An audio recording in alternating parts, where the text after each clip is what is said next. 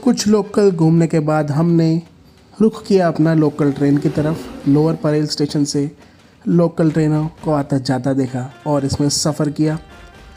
पहुँचे church gate तो बारिश का मौसम और भी बनने लगा। आज़ाद मैदान की तरफ पहुँचे तो देखा कि बहुत ही खुली जगह है और बहुत ठंडी हवा थी।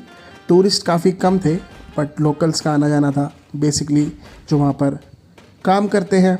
जा रहे थे हम गेटवे ऑफ इंडिया और म्यूज़ियम की तरफ। सामने दिखी मुंबई यूनिवर्सिटी और मुंबई का ट्रैफिक, मुंबई के बस स्टैंड पे वेट करते हुए कुछ लोग।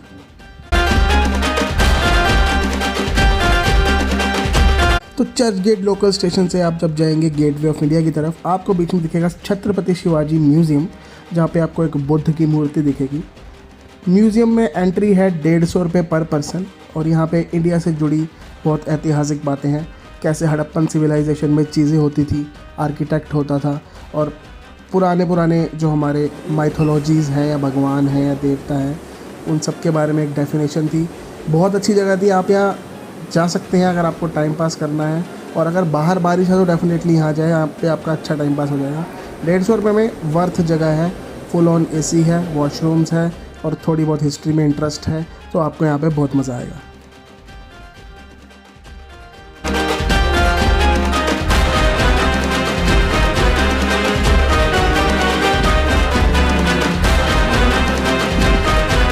मुंबई में, महाराष्ट्र में 3 चीज़ें बहुत फेमस है: बाला साहिब, गणपति बप्पा और शिवाजी। आगे जाके हमने देखा रीगल सिनेमा, जहाँ पे साउथ एक्टर की एक मूवी लगी हुई थी, गोट। ये जो आप देख रहे हैं ये भी ताज है, पर ये टाटा ग्रुप ने बनवाया है। जो ओरिजिनल ताज होटल है, जो बिल्कुल गेटवे ऑफ इंडिया के सामने है, जहाँ मुंबई अटैक्स हुए थे, कसाब वाला, उसको देख के तो यही लगता है कि वो अटैक्स के बाद और फेमस हो गया, तो अब लोग उसको और देखने आते हैं। और एक अजीब सी फीलिंग आती है उसको देख के, क्योंकि जब ये अटैक्स हुए तो आप न्यूज़ में उसको लगातार देख रहे थे, और जब यहाँ पे आप खड़े होते हैं तो एक टूरिस्ट प्लेस से ज़्यादा वो थोड़ा अजीब सा लगता है देखने में। बाकी अब बारिश यहाँ पे बहुत हो रही थी, सुंदर बहुत था आर्किटेक्ट, बार बार बोलता हूँ, तो बहुत कुछ आप लोकल ट्रेन से ही कवर कर लेते हैं। गेटवे ऑफ इंडिया के पीछे की तरफ जाएंगे तो यहीं से फेरीज जाती है। बहुत सामान्य किराया है अलीबाग की तरफ।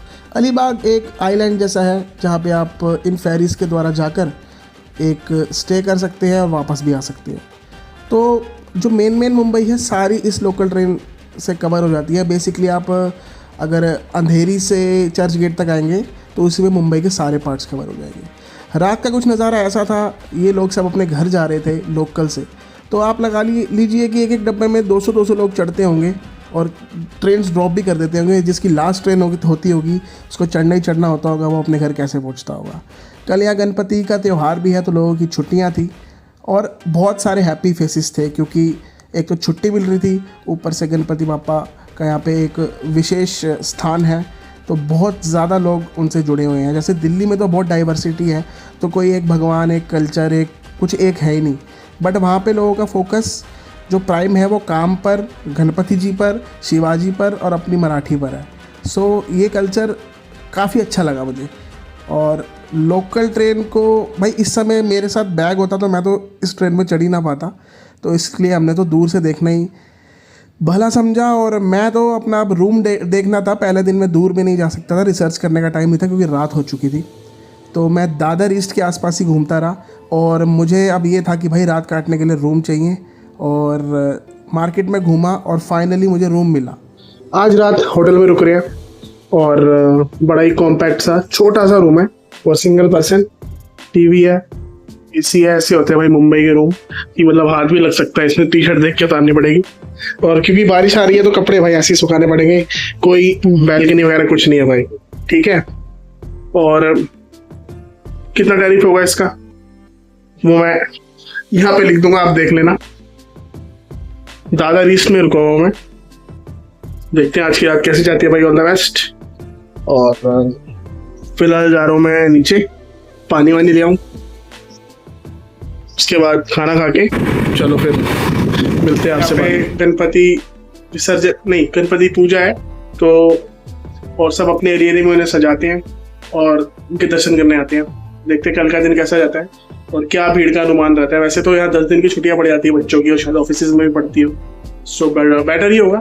और रही बात घूमने की, तो कल देखते हैं मैं कहाँ घूमता हूँ।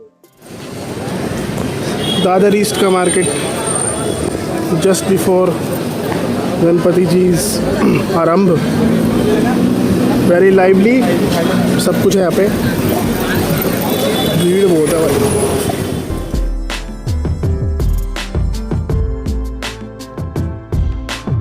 तो भाई मार्केट में फुल रौनक थी, चाहे आप रात के 12 बजे भी उतरे। त्यौहार तो था ही, उसके बावजूद भी एक एक ग्रोसरी आइटम, एक एक यूज़फुल आइटम, फालतू की कोई भी चीज़ नहीं मिलती थी, ठीक है ना। एक से एक useful item from pen to everything. देखो मार्केट है नॉर्मल सा, उसके सामने कितनी बड़ी बिल्डिंग खड़ी है, तो देख के ही बहुत यूनिक लगता है ऐसा। देखो बॉम्बे का ट्रैफिक।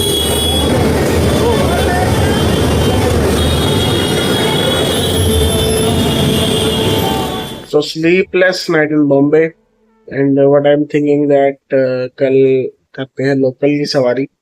कैसे करते हैं? कल मैं जाता हूँ, अभी फिलहाल हूँ मैं दादर, तो जो भी लोकल हम खरीदते हैं मेरे ख्याल से 24 घंटे के लिए वैलिड होती है। I am not sure about that.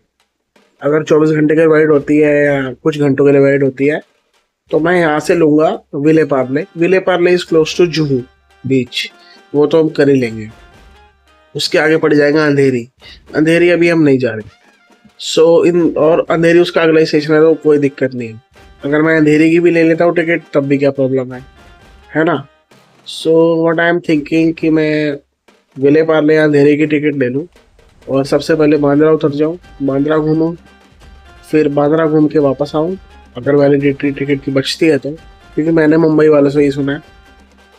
और उसके बाद मैं जुहू घूमूँ या अंधेरी घूमूँ, और आसपास में जो भी अच्छा लगे मैं वहाँ स्टे करूँ। That's the plan. अब थोड़ा माइंड काम किया है। बाकी अभी सुबह उठता हूँ और दादर ईस्ट में हूँ, तो क्या बनता है, कौन सी टिकट मिलती है, और लोकल से पूछ के कहाँ मैं जा सकता हूँ, ये देखते हैं। ये मुझे भी नहीं पता मैं कहाँ जाऊँगा भाई, क्योंकि लोकल पे सफ़र करना इतना मुश्किल नहीं है। वैसे मुझे अभी तक ये लगा है, 2 बार मैं अभी कर चुका हूँ, आपको प्रीवियस वीडियोस में दिखेगा। तो देखते हैं।